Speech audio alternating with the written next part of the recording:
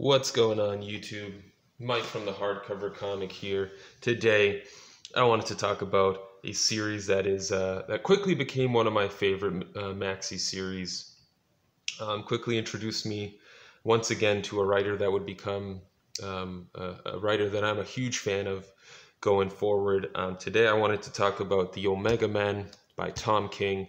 In April, there's going to be a deluxe edition coming out for this book, so if any of you are curious about that, listen to what I'm about to say and see if this series is for you. So this is obviously my custom bind, the same idea as what I did with Zatanna a couple weeks ago.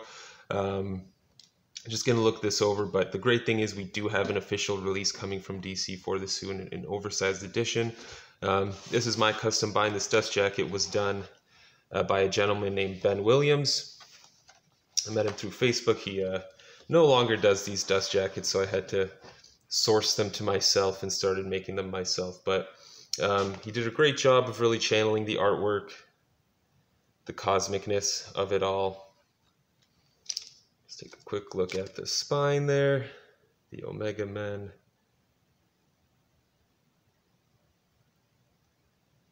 All right, so nothing crazy going on underneath. If you guys have seen one of my custom binds, you've seen them all. Just blank, and then we got the spine. But the series itself, so Omega Men was written by Tom King, artwork by Barnaby, Bagenda. A few other couple artists jump in there, I think, for an issue or two. I know Toby Cypress for sure does. And they do a little issue while Barnaby was taking a break, I guess. So you do get a little bit of preamble as to what's going on here, because this is a section of the DC universe that is not explored too often.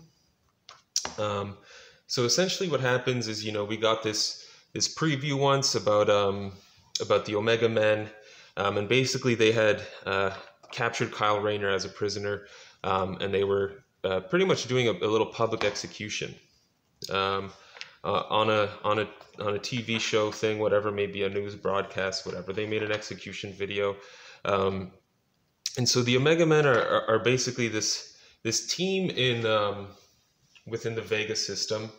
And what they're trying to do is, the Vega system's overrun by the Citadel, and the Citadel is essentially a dictatorship regime that pretty much does whatever it wants to, right? They're focused on, I guess they do have the best intentions in mind, but it's like with any power, it can corrupt, and the Citadel is extremely corrupt. They're very thirsty for power, control, and all that. So you get introduced to the Omega Men, and you sort of see new members throughout the issues. Of course, Kyle Rayner, like I mentioned, we've got Tigor here.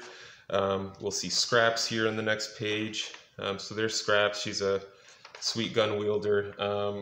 There she is again. We see Brute, who's sort of like a Groot character, but he does actually speak, and he's got some awesome. He's got some awesome moments in this series. Every character does for that. But I love Brute. He has a really great issue where he's really dealing with his own people and trying to prove himself. We do have Primus here as well. Primus is, I guess you would call him the leader of the Omega Men, but they're really quite a team. Of course, you have Kyle Rayner on the team, like I mentioned, reluctantly on the team. This purple gentleman here is the Viceroy. So he's pretty much the main antagonist throughout this series. And then, along the way we have Callista join the Omega Men, and you also have Doc. And Doc is a robot. He comes from a species of these robots that were created. You find out why they were created. And then we also get introduced to Callista, who is a royalty. She's also, her people on planet Euphorix they're not necessarily part of the Citadel, but the Citadel looks upon them highly. She's a extremely skilled swordswoman. You get a great action sequence here between her and Tigor. Here, I'll give a quick little preview here. A great little fight scene between them. And really, you know, while we're talking about the fight scene and artwork and stuff, Barnaby Bagenda's artwork is fantastic. I really liked his artwork. It perfectly suited the tone of the book, and the way him and Tom King were able to tell the story together was fantastic. So this is the Toby Cypress issue. I wasn't the biggest fan of this artwork. It gets very weird, but we get some more background info on Callista here. You get info on why Kyle Rayner's in the position he's in.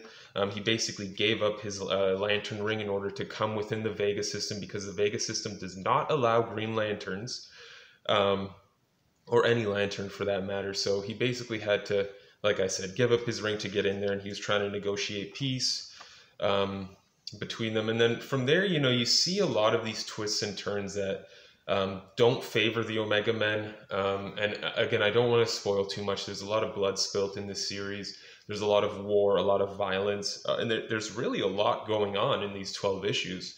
And Tom King does a really great poetic job of telling the story. You know, I know a lot of people are not, he has a specific style of writing. This is true. And you either like it or you don't. I do like it. You know, he's got, of course, his 9 panel pages. It's a very common thing with Tom King if you've read his series.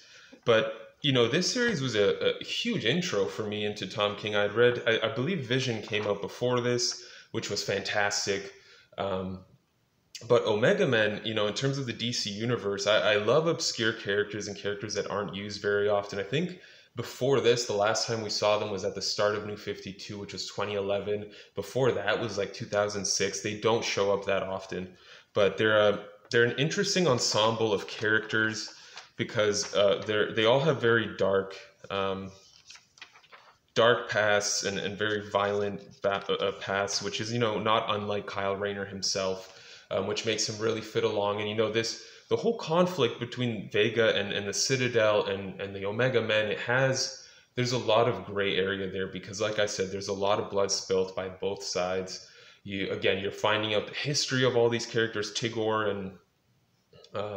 and Primus and Doc and Scraps and Brute, as they all sort of deal with their own people as well, and sort of make their way through trying to essentially bring down the Citadel. You know, Kyle wants to maintain peace, but without a lantern ring, he's not able to, so he's sort of under the influence of the Omega Men. Again, like I said, there's not much he can do. But I don't want to give away too much more of the story, because it's really fantastic. You should check it out. Here in the back, we've got, you know, a few little covers. I did just take the trade paperback and bind it here. So you get, you know, the whole list of the Omega Men, which members made it, which ones didn't. You get some, you know, cover sketches and progress and processing, coloring Omega Men. Sorry, these pages are still stuck from the binding process. Some character design stuff by Barnaby Bagenda. What else? Got some more, you know, some more artwork showing off the character design. But yeah, like I said, there's a lot of great background info on the characters within the story itself. You get to see them all, like I said, dealing with conflict in their own way, and their own conflict that they each have within, you know, their own tribes, their own histories, and their own races. And I absolutely love this series. It's 12 issues. It's a pretty quick read, but it's a book that I've reread a few times, mostly because there's a lot to catch up on and pick up on that you may not notice the first time through. Just, you know, a little detail that makes a huge difference in the story later. The series starts off really intensely, and you sort of get a feel for what this series is going to be right away. I highly recommend you guys check it out. If you've read the Omega Men, let me know what you think. I try not to give away too many spoilers here, because like 3 or 4 issues in, it gets pretty spoiler heavy, and you get to, you know, it's fantastic. If you've read Omega Men, let me know. If you're waiting for the deluxe edition, let me know if you're going to pick it up. I highly recommend you do. I know a lot of people didn't like Tom King's Batman, Heroes in Crisis, all that jazz, but I promise you Omega Men's the real deal. It's the real deal, and it's a pretty brutal look on war that, you know, is not honestly not too far from, what's happened in the world to date. So I highly recommend you check it out. Barnaby Bagenda's artwork will look great oversized soon. So yeah, be sure to check it out. And thanks for tuning in, guys. This was Mike from the Hardcover Comic. Be sure to follow us on Instagram at the Hardcover Comic.